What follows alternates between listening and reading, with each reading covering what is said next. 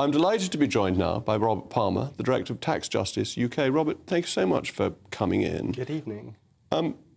Isn't it important that companies know the tax that they're going to pay before they invest, rather than after they've made the investments and then get clobbered in terms of tax justice? I mean, I think in general you want a steady tax system where people understand what tax they're going to pay. But what we have at the moment with the energy sector, and particularly oil and gas, is that there's been a huge spike in the oil and gas prices globally because of the war in Ukraine. And that means a lot of these oil and gas companies have been making really significant amounts of money.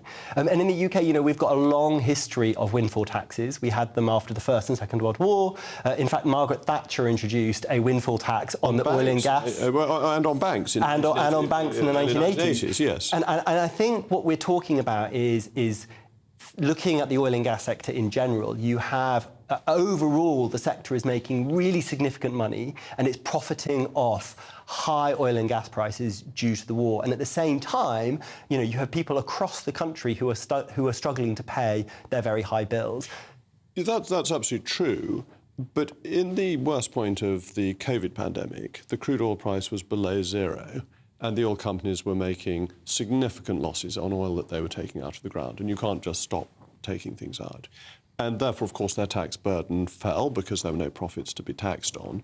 When the price goes up, at the normal rate of tax, they were still paying about 50% tax. Isn't that enough? And it also incentivises long-term investment.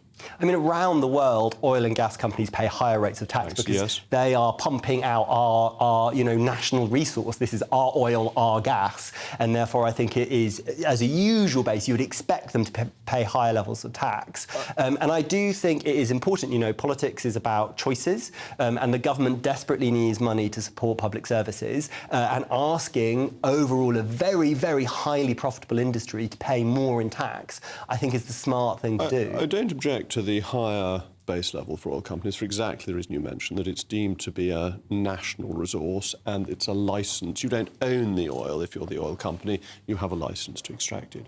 But the oil price immediately after Russia invaded Ukraine went well over $100 a barrel. It's now at about 90, but it's been back down into the 70s and the 80s. The extra normal profits, supernormal profits, aren't there in the way they were initially, are they? I mean, it will depend across different companies. It can be quite hard to actually understand what's going on. I saw an oil and gas industry expert be quite critical of Harbour Energy because they were piling all their tax losses into 1 year in their press release. So I think sometimes it's a little bit difficult to work out exactly what's going on. But I think the big picture for me is, first of all, overall it's an industry that's making quite a lot of money. But secondly, you talked about wanting to extract every last drop. I mean, really what you're talking about is propping up a dying dinosaur industry. This is an industry that relies on very significant amounts of public subsidy in a way that other industries don't. Lots of public money. What subsidy are you talking about? So there is money. So first of all, the windfall tax has a 90% tax relief for further investment. But that's not public money. That's simply not taxing people if they invest. That's not giving them public money. The two are completely different. And then there is also subsidies around looking after the oil services and subsidies around decommissioning. What subsidies? Oh, decommissioning is a tax write-off against taxes you've already paid. Because it's a cost of doing business. It's registered. This is not a subsidy. This is loose language because all businesses are able to offset the cost of doing business. If you take down a wind farm after its natural life, that will be offsettable as a tax deductible because it's a cost of doing the business. But that's perfectly fair and reasonable. But there is a special and especially generous regime for the North Sea oil and gas, the North Sea oil and gas industry. But that's really a recognition of the change in regulations that made it more expensive than when the companies signed up. So you've changed the regulations retrospectively, and therefore you've given a tax write-off in favour of it. But that isn't a subsidy. I mean, it's still a generous tax position from the government that other industries don't face. And you talked about energy. All industries get a tax write-off on investment. I mean, and have done for years. Industries do get tax write-offs, but the oil and gas industry has a particular regime which has particularly more generous things. But I think there is a wider point. We could spend a lot of time. But this is really important because you constantly hear people saying all these subsidies go to oil and gas. They don't. They are a very, very heavily taxed, hugely net contributing to tax revenues business. And Harbour Energy, I think, is particularly interesting. met them when I was Energy Secretary. And I thought it was a really impressive business because it's taking on assets that other people don't want and is essentially sweating them to the benefit of the UK economy. And that's an important part of the economic process. And we're now forcing them to Mexico. I mean, I think there's also a point about, like, do we really want to be encouraging an industry that is potentially has stranded assets where, you talked about energy security, but most of the oil and gas that we produce here would get sold abroad and get sold at international oil and gas prices. So actually, having our own industry doesn't reduce our reliance on international oil and gas prices. Well, but it has an effect on international prices. A very, very small amount, because they're a small amount It's really important because supply and demand determines the price, and you see how OPEC and OPEC Plus tries to operate to massage the supply to change the price. If you've got independent producers outside OPEC, that actually has a disproportionate effect potentially on pricing. But I mean, the UK is a tiny proportion of oil and gas. All pricing is set at the margin.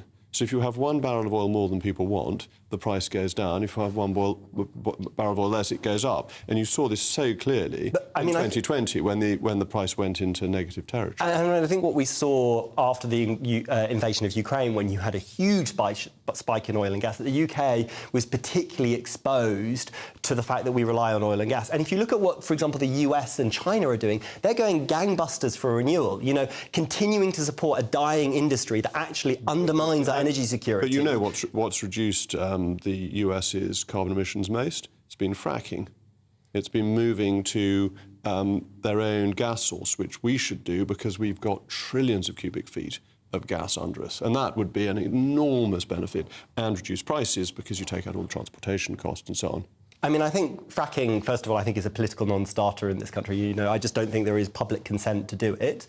But even so, the sort of lead-in times to introduce a new fossil fuel industry that we've become reliant on, as opposed to investing in green technology, which, as I said, the two big superpowers in the world, China and the US, are investing huge amounts of green. So propping up North Sea oil and gas with the tax regime that they have, it also undermines our energy security because it makes us more reliant. Well, I'm so fair I've given you the last word, but Robert, thank you very much for coming in, and don't forget to let me know what you think. mailmog@gbnews.com. I was right.